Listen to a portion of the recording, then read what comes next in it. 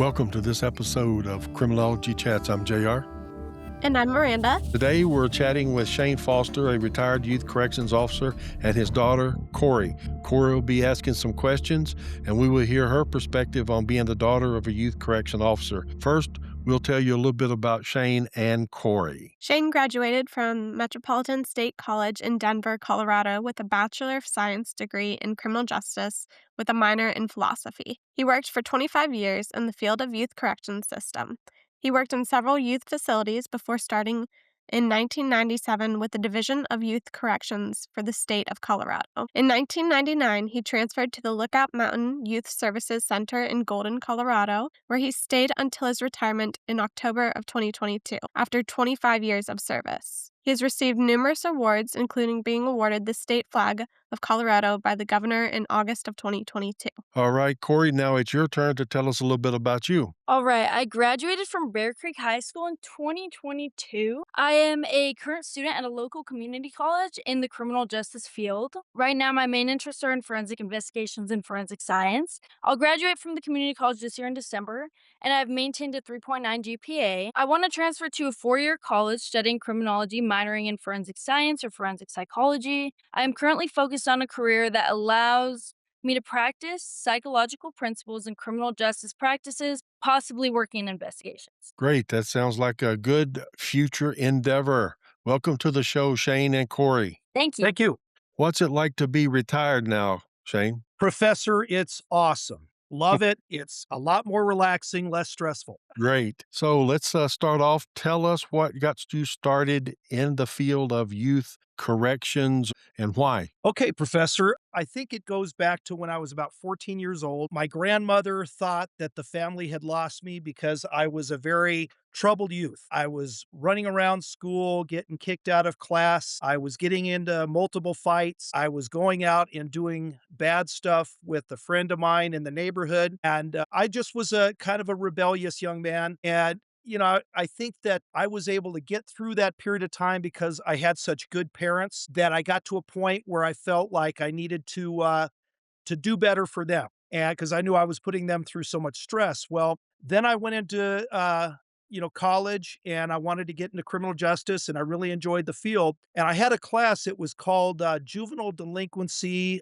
Causation and Prevention, and my professor was a lady named Professor De La Torre.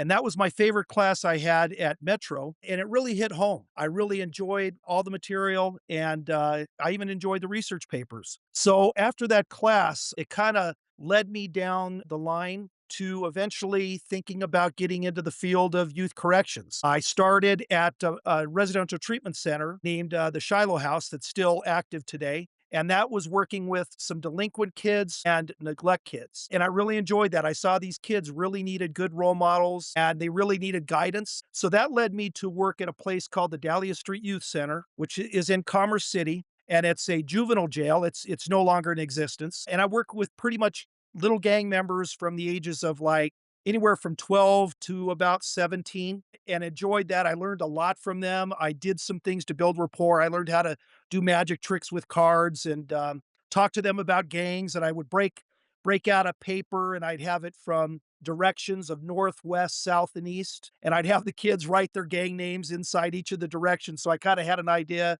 of what areas each gang was from. And I kind of learned a lot from them. And that led me, I worked there about a year, and then that led me to apply to the state. And I was hired and went into the state in September of 1997. And I worked there till 2022. That sounds like a robust career. Yeah. And I know, Miranda, you got a few questions, I'm sure. Yeah. So in adult corrections, you see a lot of mental illness within the prisoners. Is this the same for juvenile corrections? 100%. It really is. I'd say every youth that I worked with had some type of mental illness, some to lesser extent, some to greater extent, but it is definitely a factor. In their backgrounds, do you see a lot of adverse experiences like neglect or abuse or environmental factors that play a role? Yes, I'm generalizing, but I would say most of those youth are just looking for a positive male role model. They are looking for someone that they can get guidance from, and that as a youth corrections officer, if you can be fair, firm, and consistent with every youth, regardless of how big they are or how small they are, or how deeply they are involved with mental health, or how appearingly normal they are. If you could just be fair with all of them, then they respect that. And at first, they're going to rebel it. But if you just stay focused and you show them that you're going to support them, whether they're acting out or whether they're doing great, they're doing great. You're gonna compliment them, and if they're doing poorly, you're going to be fair with them. They really get a lot out of that. So I think most of them, unfortunately, are missing dads. A lot of them have their dads locked up, or their dads were not part of their lives, and so they seek that deeply. So, is there a lot of rehabilitation in juvenile corrections, or is it more punishment based? Like, what's the setup? Well, it's changed through the years. Initially, when I worked to start with youth corrections, it was very cut and dry, meaning that if you did this behavior that would victimize somebody in some way, whether it be stealing something or up to assaulting someone, you would have a specific consequence. And rules were very clear about, say, line movements. Youth had to have their shirts tucked in, pants pulled up. They had to be in a proper dress code. They had to have their beds made, rooms picked up, basic things. And everybody knew and could predict what the rules were. And you would have the majority of youth follow those rules. And you would enforce those rules consistently every day, day in, day out. Then that was in detention. When I moved on to Lookout in those days, and it still probably is, they've had issues, but it was seen as the maximum risk security youth prison in the state. So they had the hardest kids, the ones that committed the worst crimes in all the state, going to Lookout prior to going to DOC. So we had kids that were doing juvenile life, some 14-year-olds that'd be there till 21. Over there, it was key to know how to run groups. And these groups were called treatment groups. And there were also problem solving groups. So we would do anything from groups based on if there was a assault in the pod, we would run a group after everything was safe and focus on youth taking responsibility for what occurred. And then other youth that were doing positive would give them feedback, and then the staff would give them feedback. So as a youth correction officer, you really, especially at Lookout Mountain in those days, you really had to learn how to run groups, and you were kind of a counselor at the same time you were a corrections officer. And so when I ran groups, I would always start out the group and I'd say, okay, gentlemen, they'd all have to be in a circle, and nobody could be uh, talking when someone else was talking. You had to raise your hand before speaking. You had to sit up straight. You couldn't be, doing anything disrespectful in your chair when the group was going on. And then you'd bring up a problem. But before bringing up the problem, I would always start the group by saying, okay, gentlemen, what is the definition of an honorable man? And some of the youth that were there for longer, they would know, and they would raise their hand, and I'd say, okay, Jorge, what's the definition of an honorable man? And he would say, a man who can provide for himself and down the road his family without victimizing others. So that's how the foundation started. And then we would work based on that. And so the key factor in those days was to take responsibility for what you did, to then receive feedback from your peers about other ways you could have handled it in a more positive way, and then to look at the victim, if it was a gentleman in the circle or if it was a staff member, and basically apologize, for what you did and try to make things better. And it worked like amazing. I would sit back in some of those groups and I'd see these, 15 to 20-year-olds. They'd be giving feedback and they'd be doing a better job with feedback than some of the master's degree level therapists that we had in the facility. It was amazing to watch. Unfortunately, 2016 to the present day, uh, the rules stopped being enforced due to a lack of support from management. And that was due to a lack of policies that were established coming from higher levels of the government. And once the rules were not enforced anymore, then the bullies started to take over. And then things got very unsafe. And so Lookout Mountain, after I left in 2022, I think about last year, maybe they closed down for a period of time. It was in the news. Prior to being closed down, it was just absolute chaos. If you ran a group, you couldn't run it for more than 5 minutes because somebody would be punching somebody or cussing out and threatening the staff. It's unfortunate. But yeah, so I guess rehabilitation, it all depends on, you got to have safety first, and you got to establish a strong level of norms in the group. and a strong level of respect. Because once you lose that respect and you lose the safety, you cannot run therapy groups and you cannot run education. Yeah. I know that in the adult prison system in DOC that the inmates kind of run the system. You have shot callers, you have various segregations of gangs or whatever in those facilities. After 2016, did you see that in Lookout Mountain? You are so right. Yes, they definitely did, and it was a very unfortunate time because it had been so great. We had a situation where the staff ran the show, and the way that we would gear it is if we had, say, one of the more serious things, we had a youth that attacked a staff member and assaulted them and sent them to the hospital. Let's just say that because that did happen many times. Okay, if when it was safe in prior to 2016, then we would have the guys circle up and we would say, listen, gentlemen, we're going to work through this and we're going to support you 100%. Everybody here is going to be safe. And I'm going to tell you what, if anybody is not being safe, this is what's going to happen. I'm going to call a Mayday code. We're going to have, 20 staff coming in here. We're going to make sure everybody gets to the room. Everybody's going to be safe going to their room. We're going to make sure that once we go to the rooms, then when everybody's safe, we'll get you back out. We'll start this over again. But we're not going to support anybody assaulting anybody. We're not going to support anybody getting hurt. That's not how we solve our problems. We're going to solve them peacefully. Okay, that would work back in those days. And if we had anybody question that, we'd say, okay, gentlemen, and if the staff doesn't work, then what we're going to have to do is we're going to have to call Golden PD. They'll come up and they'll support us to make sure people are safe. That doesn't work. We'll have the state patrol come in. If that doesn't work, we'll have the National Guard come in. And if that doesn't work, we'll have the Army come in. Bottom line is, we're going to make sure things are safe. And we ran the show, the staff did. Now, we ran it in a way that was respectful and in a way that the kids would learn kind of how a father would do in a household. That's how we as the staff would make sure the kids were safe in the prison. But once we were not supported by management, then you lost that safety. And what occurred was then the bullies started running the show. And you had staff that were calling in sick for work because they didn't want to show up because it was too unsafe. Then you had not enough people to enforce the rules. And then pretty soon, when we tried to have a reward system for kids doing good, the bullies would find a way to take the stuff that the good kids had earned away from them and for themselves. Then pretty soon the good kids started losing the motivation to do good. And they started thinking it was safer for them to do bad because then the bullies weren't mad at them. And then once we lost the good kids, there was still one group of kids that were left over, and they were the kids that were the leaders that were quiet. That in the old days, those leaders, we would have had them be an example and have all the youth that were kind of in the middle gravitate toward the positive leaders. And we would empower them as long as they were doing it in a good way.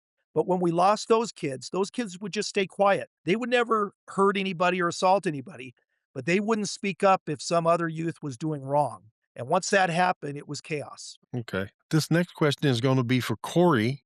So he made mention, Shane did, about running that facility and when he was there, kind of like his household. Tell us what it was like growing up in a household with your dad being a youth corrections officer. I mean, it was a little different. I think I got an experience that, like, my friends didn't necessarily get in terms of safety wise. Like, we were always locking the windows. I mean, I'm looking at a window right now that has like a stop in it. It's probably got like a stick in it, and it's probably locked as well. It's like three different things to stop someone from breaking in. And it was like that in every sense. Like, checking the doors of the car multiple times, or like checking even just to make sure the stove's off and stuff. Every single thing that he did while we were growing up was like safety based. So it was like, okay, you do this, but you won't be out past like the street lights turning on, or like, and sometimes even when I was little, I would be walking around the neighborhood with my friends and I'd see his car drive by just to like make sure that I was safe. And so I think that, which my friends didn't get that experience, like, it's funny because I'll ask them, and their families keep the door to their like house open all the time, like unlocked, and anybody can just walk in even at night, even at like 2 in the morning. And I always thought that was like so insane because my dad would never do anything like that. And so it was a lot of that, like safety based things. When I was little, he would even make some of those into kind of like games. So we would walk around on like walks to the park and stuff, and he would assign us like officer names. So like for me, I was officer number 1, my sister was officer number 2, and we would have to like make sure that the street was clear before crossing and pretend that we were the ones who were in charge of that. And I didn't realize it then, but I think now that I look back, it was like to teach teach observation and just staying like aware of your surroundings and like remembering these safety tactics. Cause even now I'll go to a hotel with my friends and I'm like putting a chair under the door to make sure it's like fully locked and stuff. And I think that kind of sparked my interest into the criminal justice field. But I would say that he wasn't super big on punishment. I felt like it was easier to get away with things with my dad than it was with my mom. And I think it's just because he was a girl dad. Like he if I was a boy, I'm sure I would have been more punished for different things, but because I think he had a soft spot in his heart for like me and my sister because we were girls, it was easier to kind of just like let things pass and not be so serious about certain things. But the safety like centered, like being raised safety centered, that was like the main thing that I remember that was like different from any of my friends or anything like that. I wanna make sure that my adult children hear this episode because I did the same thing with them because I'm a retired law enforcement officer, and I did the same thing, and they thought it was crazy. I want them Yeah, yeah. to listen to this so they can say, "Oh, he's not the only dad that did those things," and I have Yeah, yeah. 2 daughters and a son, and, I have to say that it's true. I was easier on my daughters than my son, but my wife was harder on the daughters and easier on the son, so it's kinda, I guess, Yeah, worked out. that was the exact, like, scenario that went on in our house too. Did your dad ever tell you that, nothing ever happens good after 2 a.m.? Oh, I mean, like, absolutely. I there were times I wanted to go, like, meet up with my friends at a park or something, and he'd be on the phone, and I'd be like, "Dad, please just let me go." And he'd be like, "No, you're coming home right now, 11, that's it." And so then I'm coming home, there's no, like, arguing with the certain things like that. When it came to safety, I feel like there was no argu if it came to, like, "Can I have a bag of Takis and drink a Coca-Cola at 12 at night?" Like, he'd be like, "Yeah, sure, go ahead, like, have a good time doing what you wanna do," you know? If it was safety centered, it was like, no, like, there were strict boundaries on that, for sure. Jane, correct me if I'm wrong. If a juvenile is prosecuted by the Colorado, and that's, we're talking Colorado because that's where we're at, Colorado system, and they're prosecuted as an adult, and then they are found guilty, let's say, for example, murder, and where they get a life sentence without parole possibility, and say they're 15 years old. Am I correct in saying that will they go to a juvenile facility first until they turn 21 before they go to the state DOC, or do they go directly to the state DOC at that young age? Explain that if you don't mind for our listeners. Yeah, we had lots of cases where they would stay at our facility and they would stay there till they're 21. And recently we had an interesting case, and it's easy, I can say it because it's on the news, but the Remy Cordova case, I used to work with him, and he was younger, and he was at Lookout Mountain. And then he had a transfer hearing. I believe as soon as he turned 18, and then he was sent to DOC. But his was a unique case. Most of the time it is just, they stay till they're 21. Yeah. Okay. Did any of the adult inmates ever come to the youth facilities to talk about, hey, you don't want to go down this path, to those who would be getting out instead of going on to DOC, and try to explain to the youth? Was there any programs for them to come in and talk so they could hear from these folks who, in fact, are in the DOC now, and hear from them directly, or any programs like that? We had mentors that would come in and they would have visits with certain youth. And I remember there were a few old DOC inmates that did exactly what you're saying, but it was not in a public setting. It was more on a one-to-one basis. So I couldn't hear the discussion. We had groups come in. A lot of Youth for Christ workers would come in. They would run church. They were volunteers. And then we had a group called Preachers in the Hood, and I don't know if they're out there still, but they were ex-gang members that would come and do raps, and they would have, like, shows, and the kids loved it.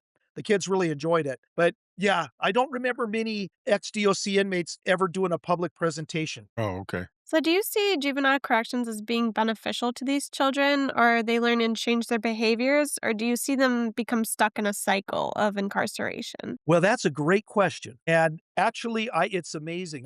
Since I've been out of the facility, I've and altogether in the community, I've seen probably about 25 of my ex residents, and I've had good interactions with 23 out of 25 of them.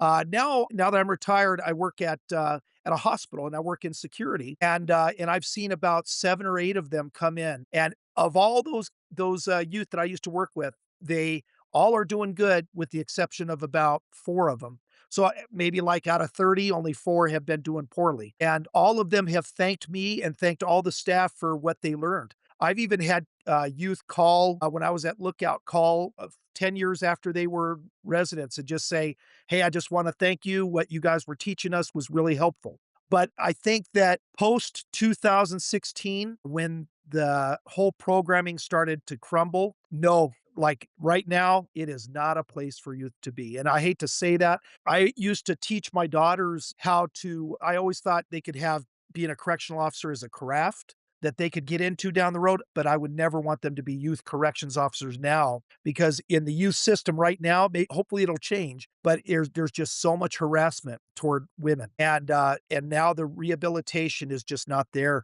Kids are going to get much worse just because that there's no rules that are really being enforced, and the bullies, really gang members, are running the show. And I hope that changes. So, if you could change one thing about juvenile corrections, what would be the most important thing you'd want to change? I would say I would increase training for the staff. I would, ensure the staff could do things like run groups, or had a strong passion, or maybe not even passion, but would be able to build the skill of running groups and not try to rebel that idea. And then at the same time, make sure that they were able to assist on any kind of physical management, so that they could create a safe place if ever things went wrong, or Mhm. if anybody did get victimized. So I think somebody's got to have a real care about trying to help kids and try to guide them to become good citizens. Yeah. And I have a question. Let's say one of the first off, let me back up and say this: is there strictly female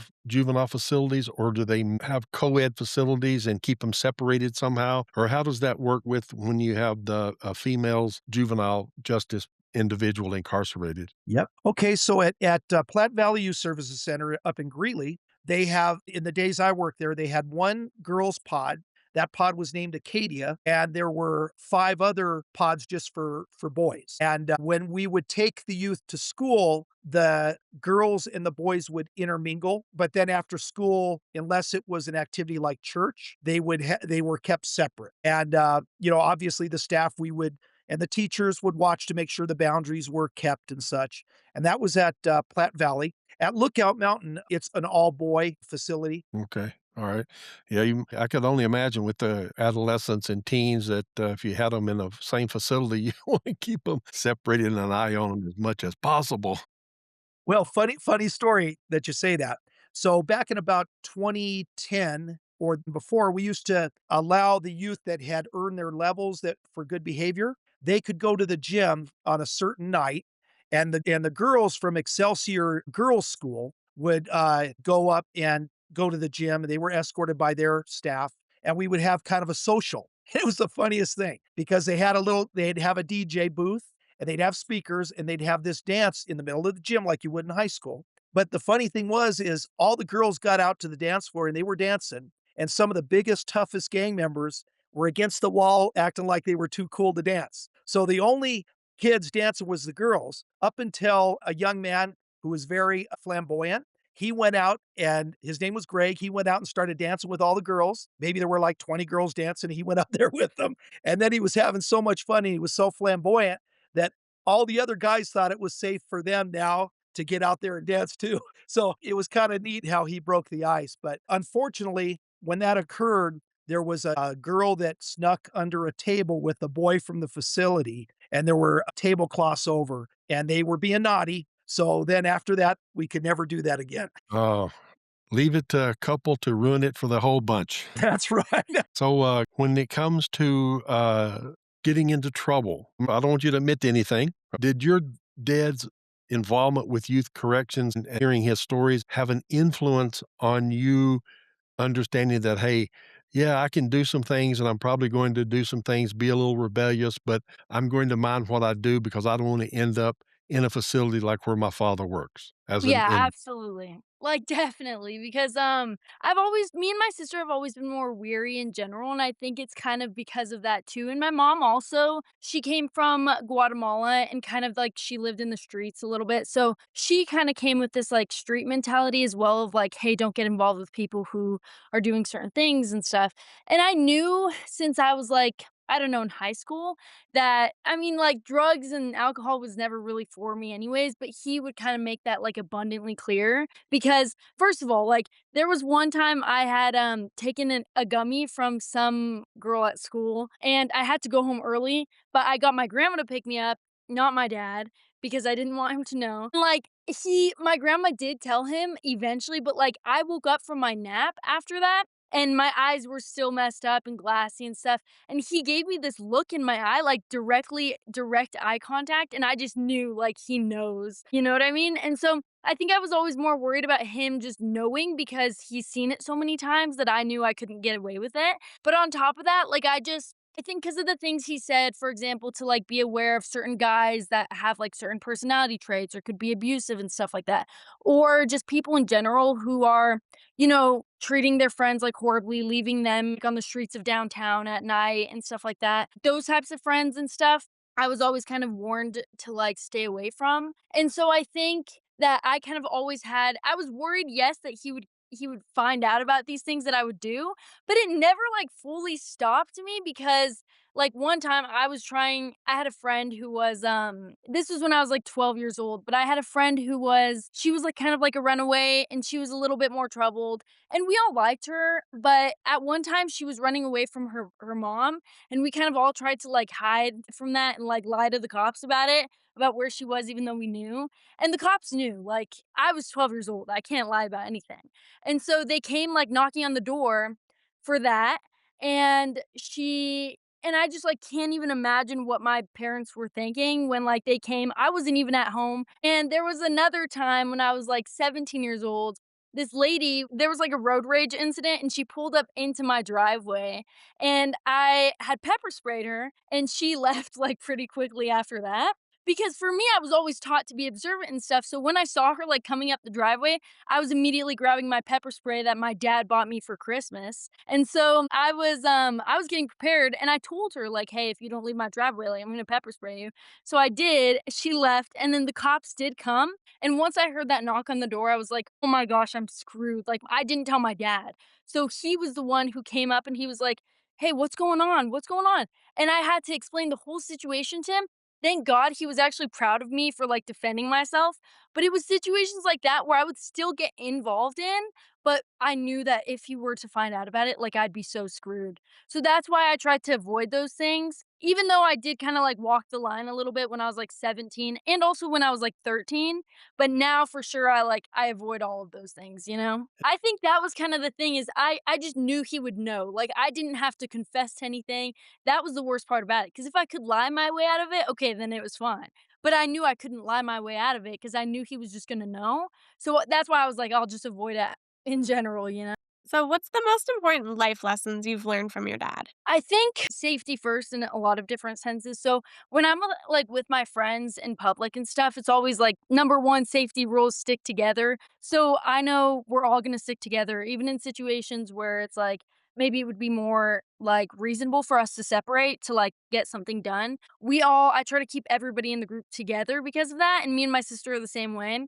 And also, I think it's yes, number 2, like, the people to avoid or, like, just key indicators of someone who wouldn't be, like, a good person to be around, or that they could show they're violent. He always put an emphasis on, like, guys who, like, hit you or are abusive in any way, like, to immediately stay away from that. And then also, he's given me tips on, like, guys who I would be interested in marrying in the future, like, different things to look for. But I would say the number 1 life lesson he gave me is to that's so difficult. That's a good question. But I would say I would say that it's always to, like, do the right thing and to always, like, put safety first in the sense of, like, if you're going out and stuff, to always just be observant, aware of your surroundings, but at the same time, like, do the right thing for people who need help or things like that, for sure. Yeah. And Shane, how has having children at home affected your views and mindsets at the facility in the past? Does being a father affect the way you operated at the corrections facilities? Interesting. Yes, I would say that, I think seeing the youth and the things they had done to other people in the community, it made me realize that there's a lot of dangers in the world. And even more so than just growing up, you see kind of the element of real tragedies that these youth have been involved in. And it makes you more protective, I think, of your kids. I think, Professor, I don't know, you probably can identify with that. You just want your kids to be safe and not have to go through those things. So I think I was Exactly. probably maybe overly protective in some ways, but at the same time I thought better to be overprotective than not protective enough. Yeah. Yeah, that was me. Yeah, but also I let them. The way I handled it sometime was if they did something and they knew that they had done something, most of the time the kids know they did something wrong, right? And then I wouldn't punish them. I would tell them, "You tell me what should be your punishment? You tell me." And every time Yeah. they punished themselves harder than I probably would have punished them. Yeah. Well, I know they did. And it was just kinda I don't wanna say funny, but it was, you know, because they felt so bad that they had, I guess, let us down, that their punishment to themselves was harder than we would have done, Yeah. and Yeah. will say this, I knew then, and these were when they were teenagers, obviously, I knew then that we had raised them probably as well as we could, and now they need to make their own mistakes and just, hopefully not to the point, like I said, it would ruin their lives, and they've turned out great, so That's a blessing. I know I feel the same way. I think early on, teaching the kids the skills to kind of, number one, the number one safety rule to always stick together and always be aware of your surroundings. I think once I had that instilled upon my kids, then as they got older, I knew when they left, they'd be okay because they had the basics in mind. So of course, in as you said, in high school, they made their mistakes and they had their freedom to go do and learn sometimes the hard way, but I knew they had the basics there to keep them safe. And as a dad, that's the one thing is there's a certain time where you have to just kinda you gotta open up your hand and let them go and out into the world, and you just hope and pray they're gonna be okay, but when they're raised with the basics, then I think, you feel pretty good about it. Yeah. Yeah. Yep, that's true.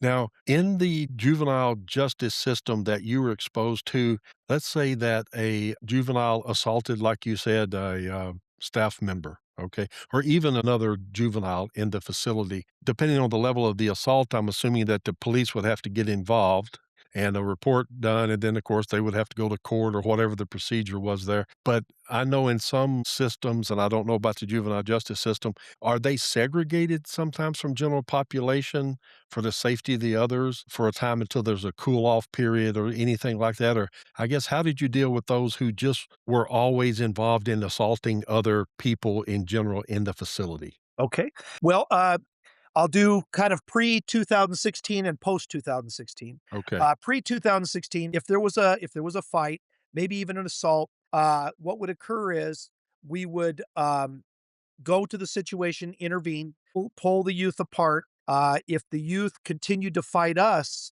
we would have to restrain them. We would take them to a seclusion room. We would get them to seclusion. We'd pat search them. Once they entered the seclusion room, we would have them in handcuffs at the time. We would stay with them until they could make a safety commitment. We would release the handcuffs at that time, and then we would step outside the room and we would let them know if they could stay calm and process out, we would get them out. And we would check on them every 15 minutes. So let's say we walked, the first 15 minutes, the youth is pacing and hitting the wall. So they're not safe to come out yet. We come back 15 minutes later. We see they're calm. They're sitting on the bed frame or they're at the window of the seclusion room. They say, okay, they're ready to process because we'd check in and ask them. And then we'd open the door and we would look. Number we'd say, okay, now, do you have anything to take responsibility for? They'd say, well, yes, I punched John in the face several times. We'd say, okay, now, can you tell us a different way you should have handled it? They'd process with that. They could come up with a safe plan. Then we would say, okay, now are you going to be safe to mediate with John so we can get you into the general population? If they confirmed yes, then we would sit them on the couch right outside of our control center, get them out of the room, sit them out there. And then if they could, follow direction and stuff and show safety for maybe about an hour. Then we would bring John out, and if he could do the same thing, we would mediate him. And at the end of the day, it was amazing to watch these young men. They would talk with each other, and then we always finished the mediation with a handshake. And I can't remember any time that in the near future they would assault each other again or fight again after that, because they pretty much would get everything out in the mediation and work it out. And we would guide them and help them too. Unfortunately, post 2016, it was a different story because we could not use administrative seclusion anymore. So what would occur is we would uh, we would do the same steps of separate the youth. If the youth got aggressive with us, we would have to restrain them. We'd get them in handcuffs.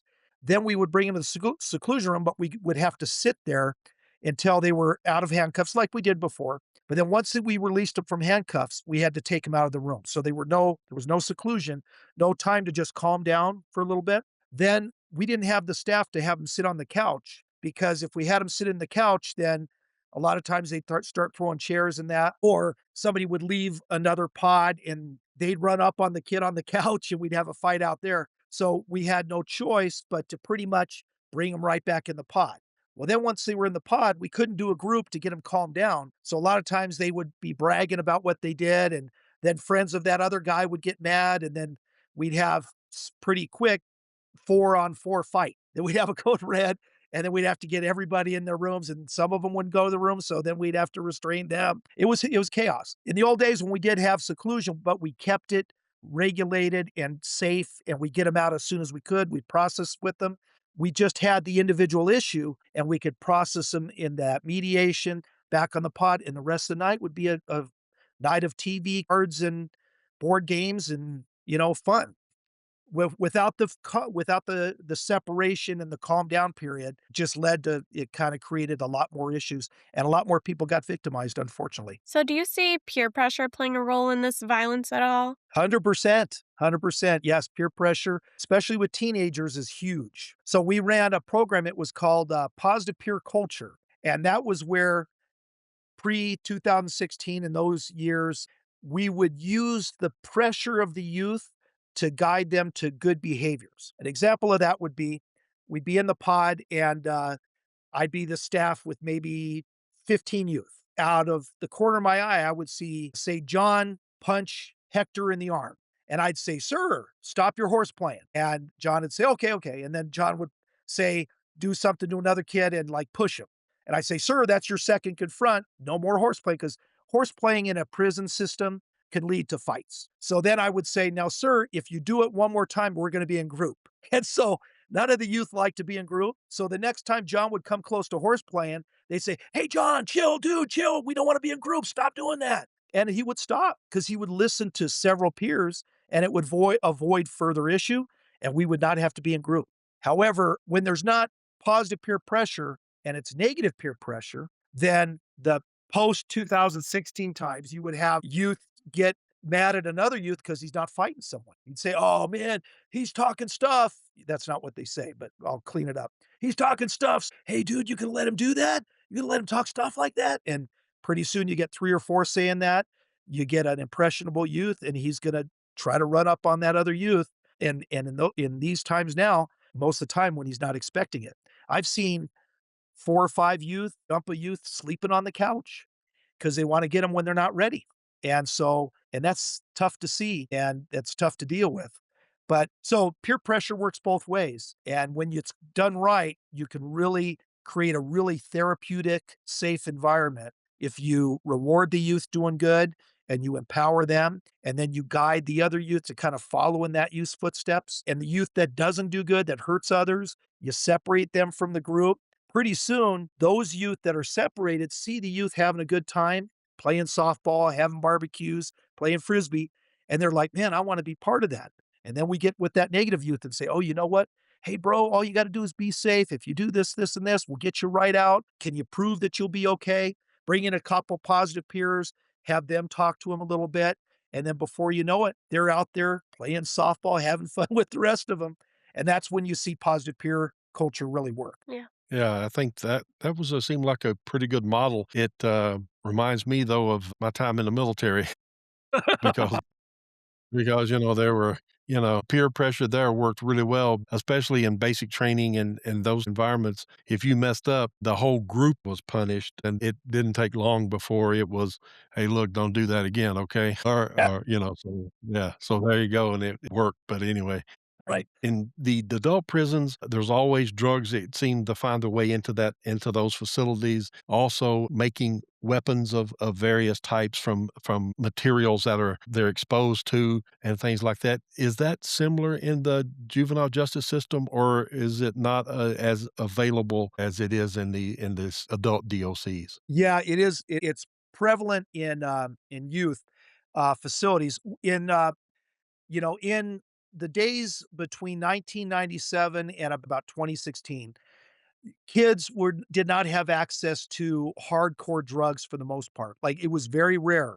What they would do is they would get psychological meds, and the meds, what they would do is they'd crush the meds and sniff them. And what they called those were GURPS, and how that started that name was they would take Wellbutrin and they would cheek it, and they'd put it in their, under their tongue, or some could even put it in their throat and then cough it up later. It was amazing they could do that. Then what they do is crush it and sniff it. And it was called GURPS because the color of the Wellbutrin was purple. And in those days, the GKIs, their color was purple, and they were known to transport the Wellbutrin all the time. So those became known as GURPS because GKI is G.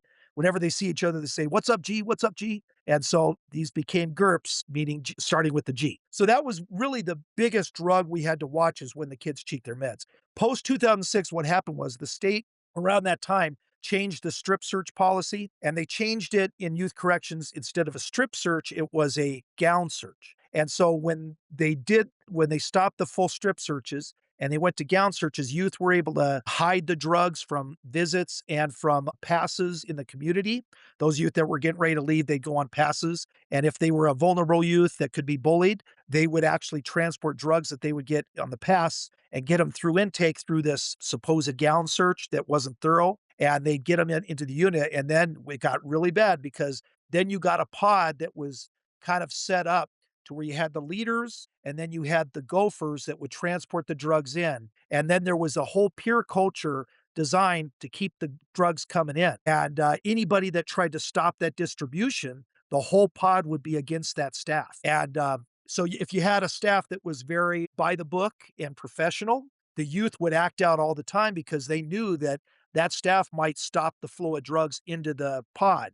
But if you had a staff that was easygoing and would let things go through, that was a dangerous situation for the kids. But the staff got along great because all the kids loved him or her because they were easy to get stuff back and forth through. What else you got, Miranda? I was gonna ask about, the school to prison pipeline and how you see if you see a lot of these kids who are getting in trouble at school are the ones who are getting sent into the juvenile justice system. Yeah, it is. That is the case because a lot of times those kids don't have support systems in the community. And those are the reasons why maybe they're getting into alcohol, drugs, getting into gangs.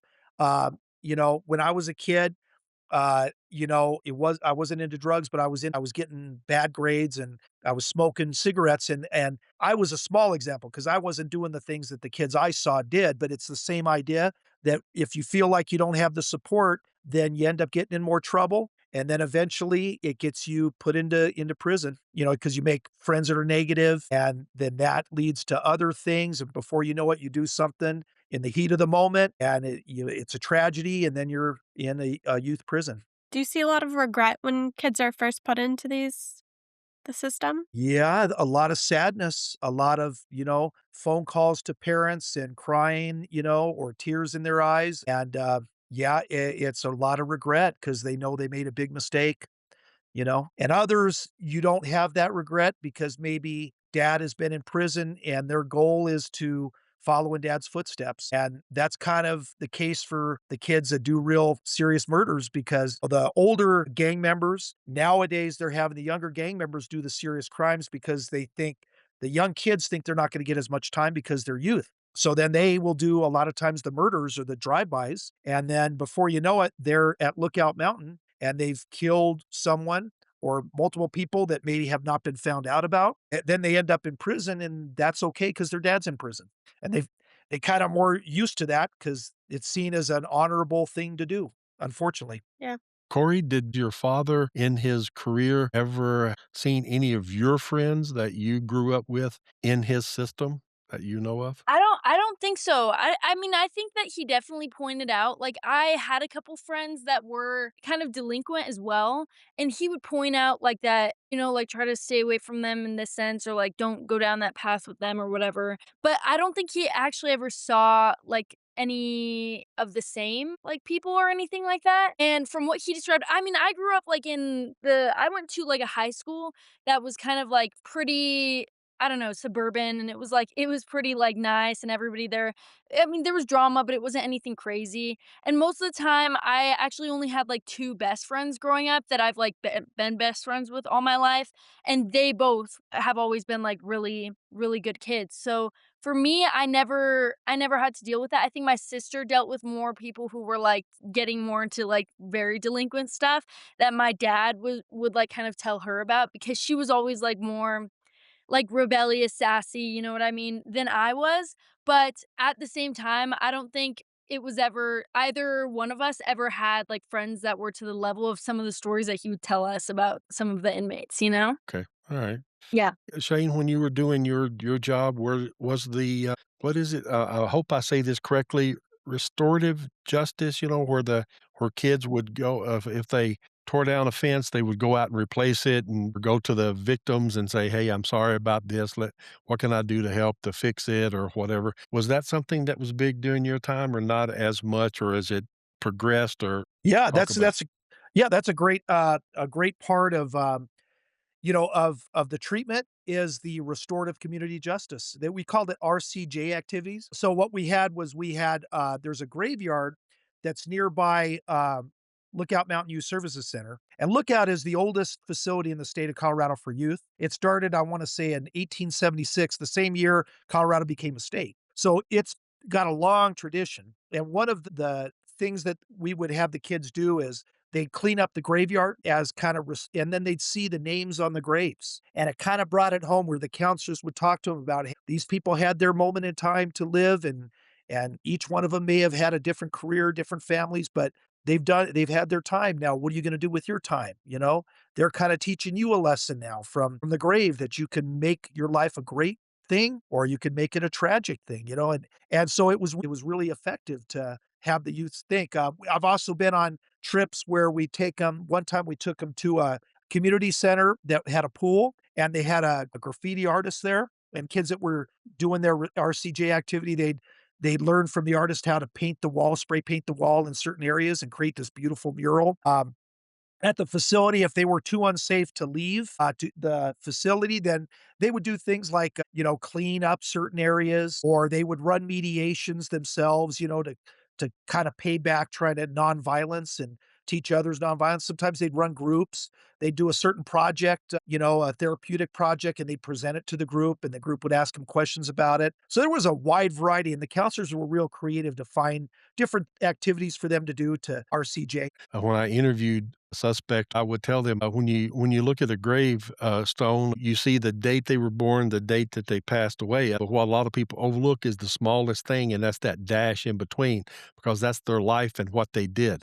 What do you want people to say about your dash? Do you want to be integrity? Do you want to tell the truth? Be someone known like that? All right, Miranda, what other questions do you have? I have a couple for Corey, how your father's inspired your career goals and how's it helped in getting into criminal justice?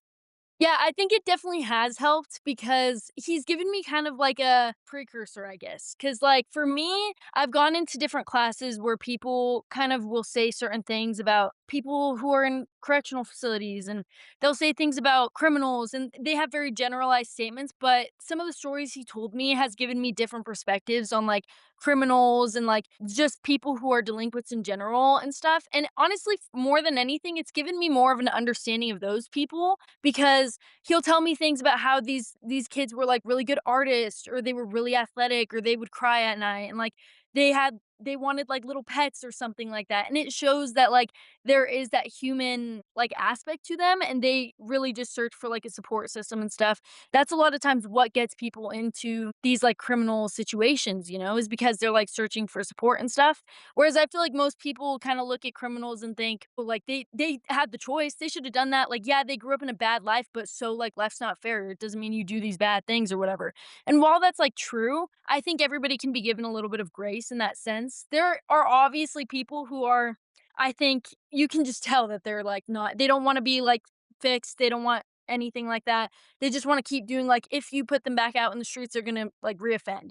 And with those people, of course, there's like one story, but most people are not like that. Like most people do want to live, I believe that most people do want to live like a good and honest life, and that they just need help getting there. And sometimes I think a lot of people, especially in the juvenile system, have had a hard time getting there because they never were really given like a good parent figure, or like anything, or like a good friends, or like good family members, anything like that. A lot of them have been abused or like assaulted and stuff. And I think when you expect somebody to grow up without like any sense of love or care or support, like you shouldn't expect them to just become like doctors and stuff and not have to like have any trouble getting there, because I think having a good support system and family life is like the most important thing. So for me, I think he's taught me, one, to like teach, if I have kids one day, to like be a support system for them and like teach them good values, but also to give like, to have a little bit of a different perspective on criminals and stuff like that,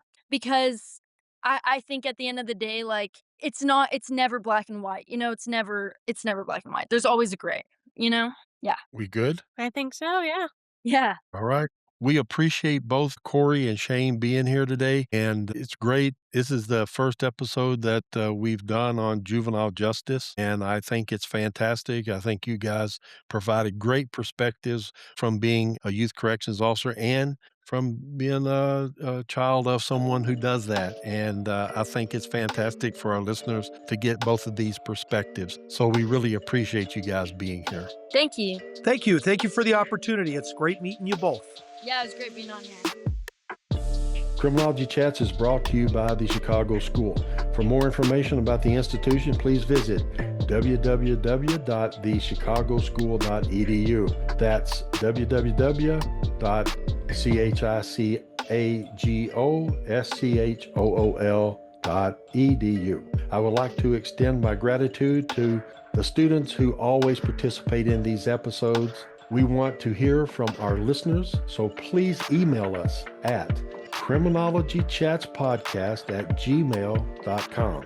That's CRIMINOLOGYCSPODCAST@gmail.com. And also, please check out our YouTube channel at https://www.youtube.com/@Criminology Chats Podcast. This podcast is produced and edited by A.M. Peters with additional post-production services provided by Audio Photo Synthesis. I'm J.R. Rainbolt, and I eagerly anticipate you listening to our next episode. Be safe out there. The views and perspectives shared in these recordings are intended solely for informational purposes and do not reflect the official stance or policies of the speakers of the Chicago School. Any commercial products and manufacturers mentioned are included for informational reasons only and do not imply endorsement or approval by the speakers of the Chicago School.